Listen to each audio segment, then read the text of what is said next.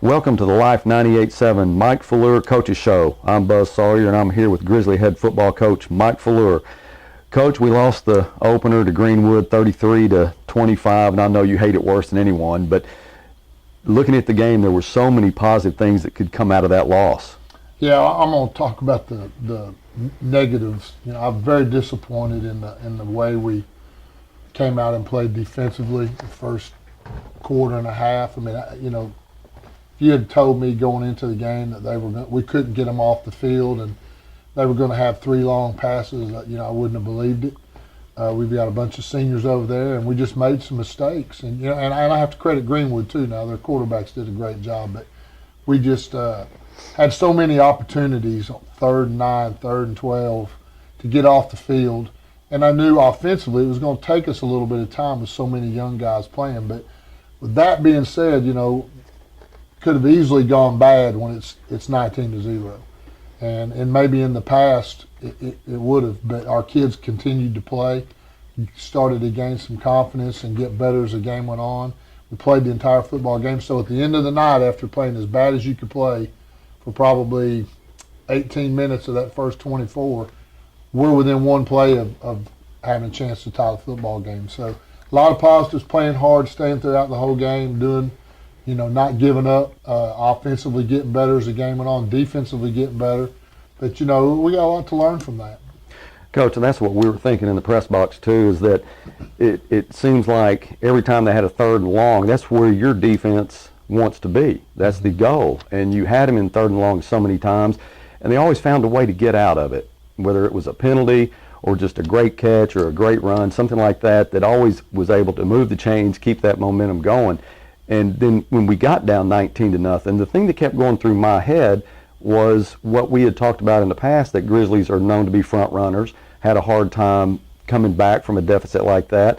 And then Max Frazier takes the Grizzlies on your own 16-play drive that really turned things around. Yeah, you're right. We had them in 3rd and long so many times, and, for different reasons. Number one, you got to credit their quarterbacks. They put the ball on the money where it was supposed to be, but we did some things that hurt ourselves, like you said, penalties, missed tackles. When we would call a stunt, 2 guys going in the same gap, not doing what we had done all fall, getting ready for it. So credit them, but at the same time there was some blame for us. But you're right, the drive, I to myself thought we've got to do something right here or we're in trouble. And we did, so it helped us. And that was a very important drive, and you utilized a lot of different things in that drive, a lot of running, a lot of passing. Ended up with a Byron McGrew touchdown pass on, I think it was a backside post that you called then, and it was a perfect pass, and he took in the end zone for a touchdown. And then the 2-point conversion was really unique to me to see you run that. Yeah, I can tell you, just something we work on every week, and we've got 3 or 4 plays off of it, and if they line up right, we shift and kick it. If they line up where we think we have an advantage to the right or to the left, then we're going to run that play, and it worked pretty well. And threw a nice pass to John Kitsavis, and Coach, he's a target. I mean, he's going to be a good player for you. Yeah, he did a good job for us. Best game he's played since he's been a Northside Grizzly. So, that's my nephew. I was proud of him. Well, that makes it even better. But what I was more proud of than him catching the football was the way he blocked, and he did a good job there. So he's made a lot of improvement and still got a ways to go. Well, I know you were not worried, but a little anxious about the offensive line. How are they going to perform? Because you got some young guys and not sure that they're going to know their assignments. How do you feel now about your offensive line? Well, going into it, I was scared to death because we had a sophomore and 2 juniors that had never taken a snap on Friday night, going against a senior defensive front for Greenwood, which is a good one. So I didn't really know what they were going to do, but overall, after they kind of got their feet wet, they played a pretty good football game. Now, we've got to get better at getting movement up front. We're not the biggest guys in the world, but so we got to work together. But as a unit for a first football game, overall I was pleased. Well, it was very impressive to see that 16-play drive that we talked about. Northside's really known for a spread offense. We got a lot of speed. You're going to do a lot of wide receiver screens, and you got a quarterback that's mobile. And we haven't talked about Trey Norwood yet, been able to come in and utilize his feet, and he has probably more speed than anybody on the team. it was neat to see a double tight formation using Kitsavis as a target, and I'm sure that that's something that you'll do more in the future. But going back to Trey Norwood, Coach, he goes both ways, and I know that it's hard to try to gauge where he is, as far as how tired he is or what he can and can't do. But when he busted that 73-yard play and went for a touchdown, that was pretty exciting. Yeah, well, I had intended to play Trey more, especially early in the first half. But when we, he started the game and we went 5 or 6 plays and then punted, and then they went on that long drive. When he came to the sideline, I just looked at him and I just saw that I'm tired look. I need a break. So then I go with Max, and I feel comfortable with either one of them. I think they both are prepared. I think they both bring a little bit something different to the table. But so we went with Max the next 2 or 3 series, but because we stayed on the field so much defensively, then Trey comes in, makes that great play. Second half, he starts his game. The series gets us a field goal. Then we're back on defense again. He starts to cramp a little bit. So once that starts, game's off because we got to have him on defense. But we're going to do a better job this week of using him and Deuce at safety, where we can rest them defensively and also offensively. So I see both of those guys playing more on offense than they did last week. Well, you got a lot of talent, and I know sometimes it's hard to figure out, the best way to utilize those guys, and you've done a great job doing that. As far as the defense goes, we have a great defense. There's no question about that. The way that Greenwood stacked up some yards is a little misleading because there were so many 3rd and longs that they got out of, and it kept their momentum going, kept the ball in their hands. And I know that this week that's something that you've worked on, to try to make sure that when you get a 3rd and long, we got to shut them down and force a punt. Yeah, I mean, that's what we talked about. You do your job. I mean, you play great first down defense. You play great second down defense. And then I don't know if they relaxed. It's 3rd and 12. I don't know. But we've really emphasized all week. You get the 3rd down and long, that's when you turn your motor on. That's when you pin your ears back and you go get them and you tighten up a little bit in coverage and you do the things you got to do. Hopefully we'll do a better job of that this Friday. Well, this week, I know that after the game, we noticed a lot of cramping that was going on, and you explained to me, hey, these kids aren't out of shape. No, that's not what it is. We ran them, we worked them, they're in shape.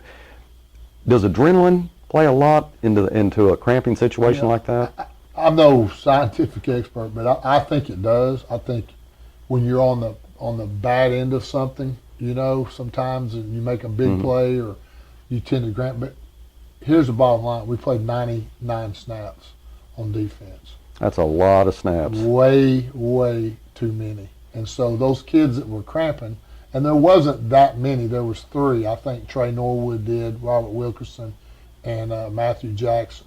Those 3, but they played Trey played over 100 plays. The rest of them are at 99, so that's too many plays.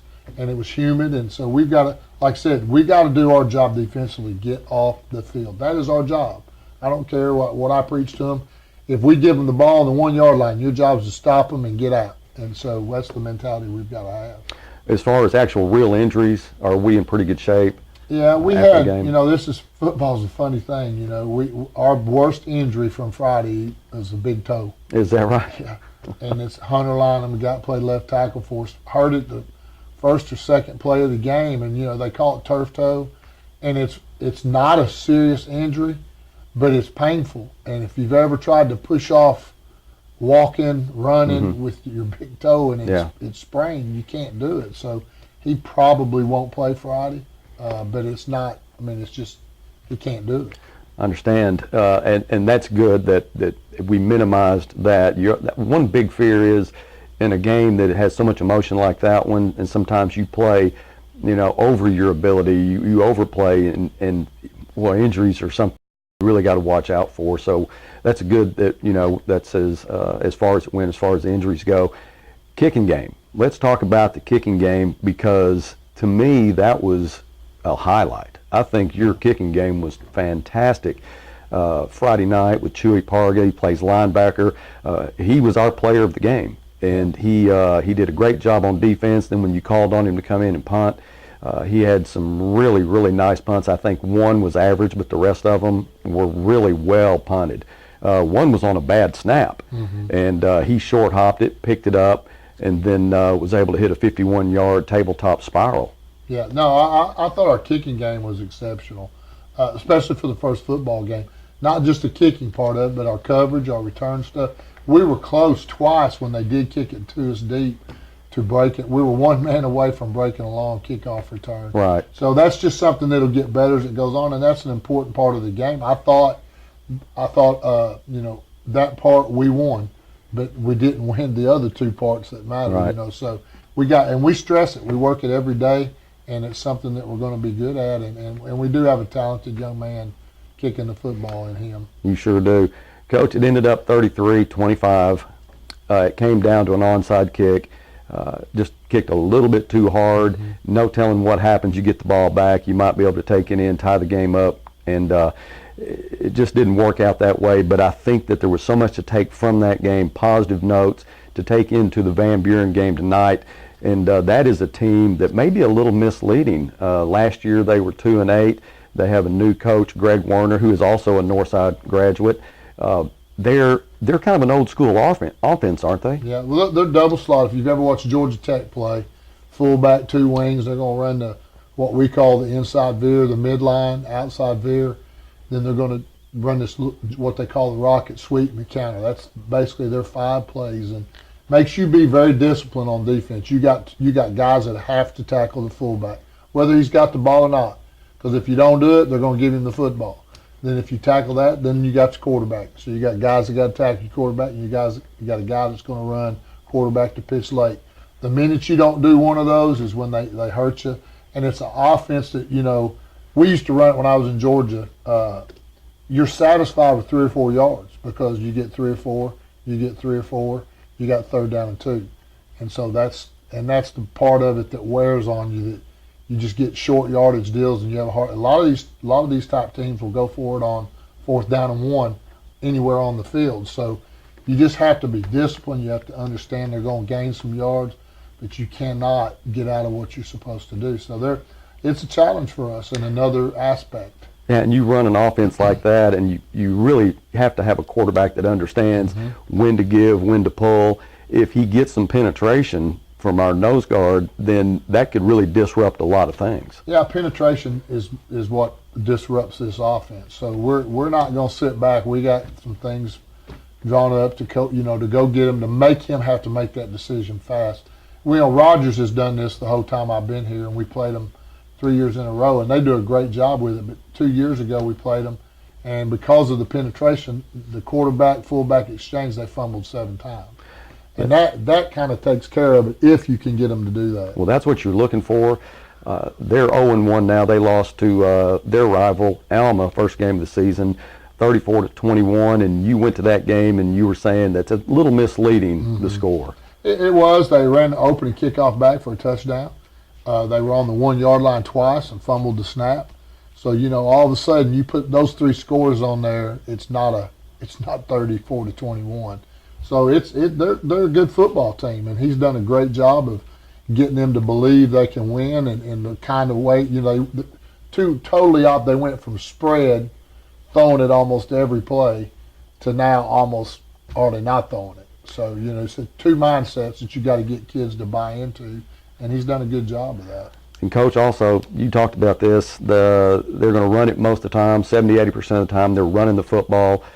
But when they do throw it, they're going to throw a post, or they're going to have a play action, or maybe a wheel route, something like that.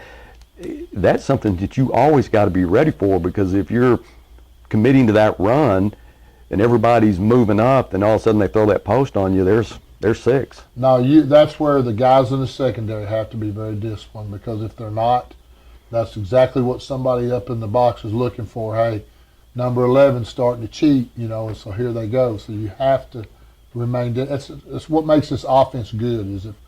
Can you stay disciplined as a defense the entire night? And speaking of their defense, they run a 4-3. Coach, they've got 9 seniors coming back, so that always helps a little bit when you've got some experience, on the defense. How do you feel about what your offense can do against their defense? They've got some very good players over there. They like to come after you. They like for you to, try to confuse you, which concerns me a little bit with the offensive line, all the different stunts that they're going to see, but we've worked on it hard this week in practice. We have to do a good job of mixing it up. I mean, we need to run the football, establish that we can run the football, and then we can do some things throwing. We threw the ball well last week. I think Max was 13-17, and Trey was 1 for 4. But, so we need to do a good job of mixing it up, keeping them off balance. But we got to be able to run the football. Well, Coach, we're looking forward to a good game tonight. You're prepared, as always, and thank you so much for taking the time. I know you're busy at coming in and talking to us and kind of keeping us updated on what to look forward to. It sure means a lot to us and our viewers. There's one thing I do need to ask you about, Coach. We've been getting a lot of calls about this.